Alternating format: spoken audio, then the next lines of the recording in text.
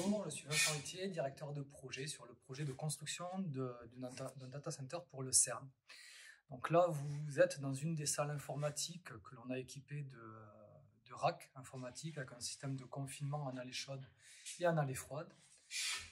Une autre des particularités, c'est l'alimentation via busbar et des tapox, c'est des petits coffrets rouges sur lesquels vont venir se connecter directement des Power Distribution Units, qui sont des prises sur lesquelles on va venir connecter les serveurs. Donc c'est un projet qu'on a fait en conception-réalisation, donc on a les opérations et maintenance à la suite, et qu'on a conçu de façon à être très optimisé en termes de consommation d'énergie.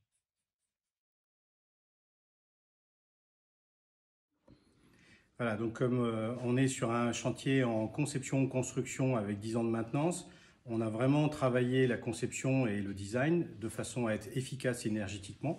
On a un PUE, le rendement énergétique des installations de utilities, on a un PUE de 1,15, on vise même 1,10. Et pour faire ça, on a fait des études aéroliques et par exemple, on a installé des fan walls pour avoir des vitesses faibles de l'air de refroidissement qui viennent alimenter les racks. Et ces fan walls, c'est les plus gros qui sont installés actuellement en Europe par Schneider. C'est la première fois qu'ils en installent en Europe.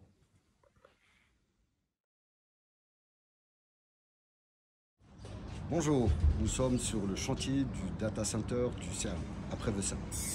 Et on a installé ici, Axima, Ineo ont installé du matériel assez de pointe, et notamment des dry coolers adiabatiques, où en fait on améliore le contact entre l'air et l'eau avec un substrat à base de carton. C'est Jaggi qui nous fait ce genre de matériel et on améliore tellement qu'on n'est pas obligé d'être dans les régulations ICPE. Alors c'est un gros froid comme un autre, je veux dire avec un échangeur thermique entre le circuit d'eau de refroidissement des salles informatiques et l'air extérieur.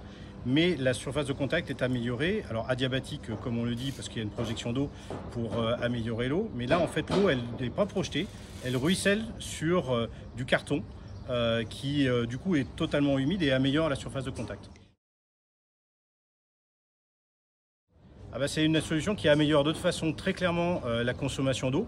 On ne vaporise pas de l'eau, donc ici on est à 1000 m3 par an et par mégawatt, ce qui est quand même très en dessous de ce qu'on fait d'habitude. Et en même temps, on améliore aussi l'efficacité énergétique, ce qu'on appelle le PUE dans les data centers, c'est-à-dire le ratio, le rendement des installations utilités par rapport aux serveurs.